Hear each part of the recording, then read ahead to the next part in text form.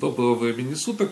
Сегодня я расскажу об одном интересном и соревновательном, и тренировочном принципе, и, можно сказать, методе, который позволяет глубже вникнуть в игру, глубже вникнуть в позицию. Перед вами, кстати, очень интересная позиция будет. Я партию сегодня решил целиком не давать, но очень такая интересная и с точки зрения зрелищности позиция интересная, и вот с точки зрения принципа, о котором я вам сейчас расскажу. Потому что если бы использовали вот этот принцип черные, то я думаю, что партию они бы не проиграли. Видите, открылся секреты. Черные проиграли партию.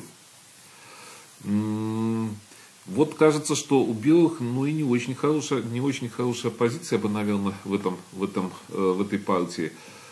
Пошел как-то 33, и вот старался избавиться от этой группировки. 33, 28, потом 39 и так далее. Какие-то вот эти моменты, то есть избавиться, потом как-то на фланге, наверное, бы нагружался. Возможно, конечно, я вот не знаю, у меня предварительная такая оценка, если бы ходил.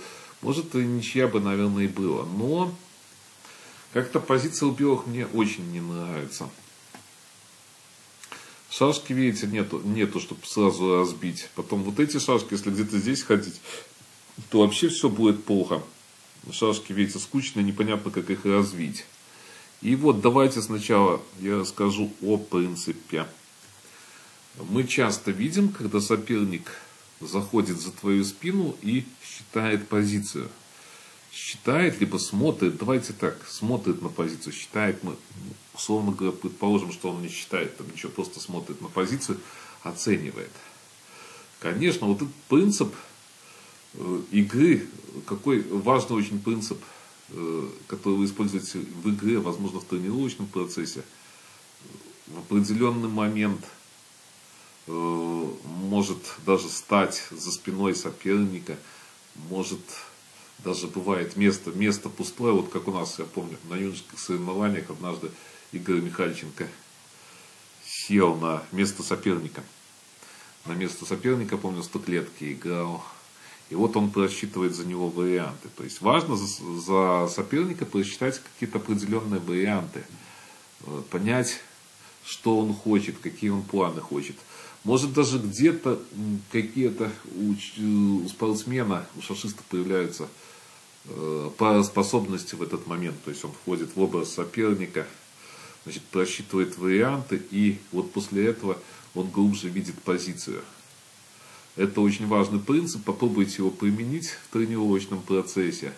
Но в тренировочном процессе просто можно меняться. Вот один из моментов в тренировочном процессе, это вот вы играете партию. Кстати, голландцы это применяют. Это я абсолютно тут даже ничего не придумываю. Голландцы применяли и применяют наверняка. То есть сначала играешь, вот, допустим, эту позицию белыми, потом хода 3-4, звучит звуковой сигнал, у них там даже типа игры что-то есть. Звуковой сигнал, поменялись цветами и начинают дальше играть. Ну там целые, кстати, игровые моменты есть. Вот когда я играл одно время за клубы в Голландии, то есть было для детей проводились вот эти турниры. Кстати, очень забавно и очень логику сильно развивает. То есть надо думать, представляете, из-за себя, за соперника, и какие-то предвидеть моменты очень хорошо развивает мозг, конечно. Итак, давайте смотреть позицию. То есть по принципу рассказал, долго даже рассказывал очень, но давайте смотреть эту позицию. 32-27. Ну вот, 9-14. Кажется, очень логичный ход. Почему он очень логичный ход? То есть нету 37. Давайте я буду показывать, наверное. Далее. Ну, на эти ходы уходите, просто уходите. То есть шашки уходят, эти не играют. Видите, группировка целая не идет. 15-20 вообще, то есть все очень сложно тут. Очень сложно.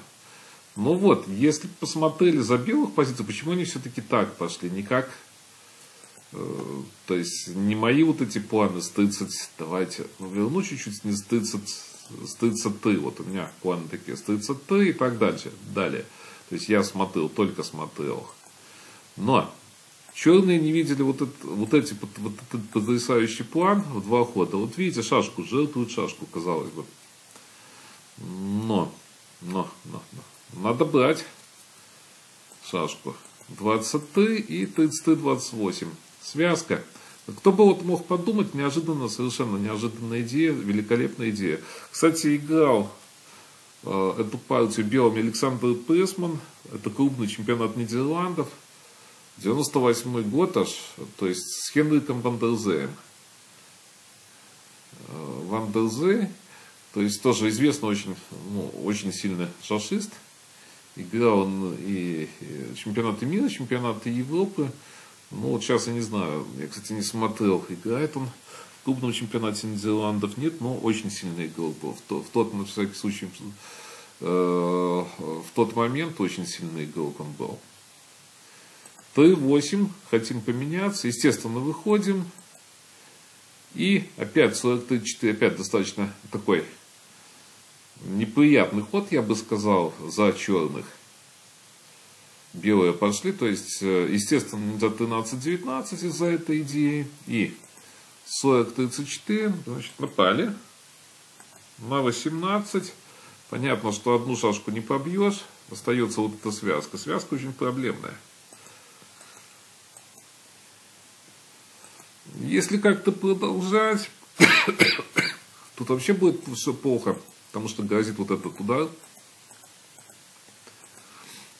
Отдали.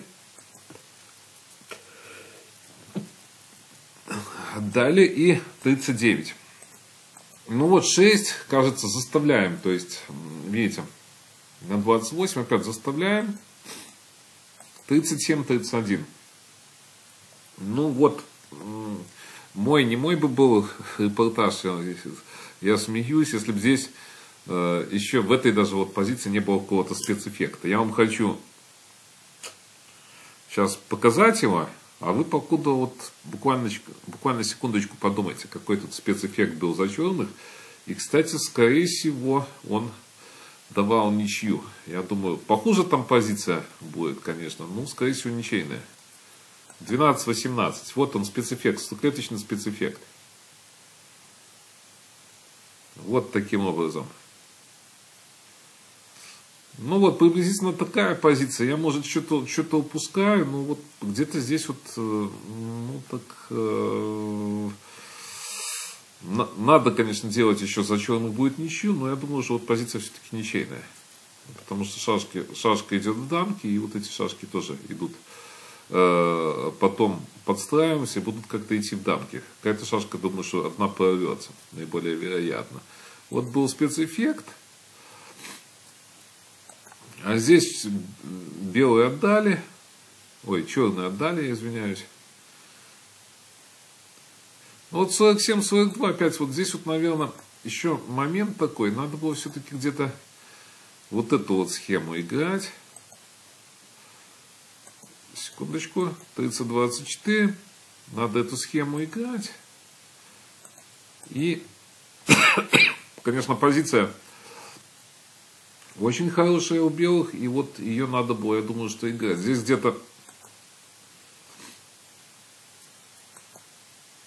ну, давайте посмотрим, еще, видите, есть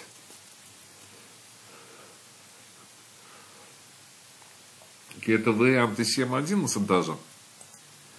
Тоже эффектная достаточно жертва 2. И на 37 вот как-то вот эта вот схема, то есть прорываться. Есть вот этот вот момент. Ну, где-то может поанализировать, если что-то упустил, то, конечно, поанализируйте. Тут, возможно, что что-то и было еще у черных. Ну вот, отдался все-таки, и 34-29, и финиш партии уже вот сдались в этот момент, показано по базе. Ну, давайте еще посмотрим вот такую идею. И здесь у меня не проходит вот эта вот идея, к сожалению. Потому что эта шашка, видите, не остановишь ее. Точнее, эту шашку не остановишь. А здесь просто вот такая вот идея.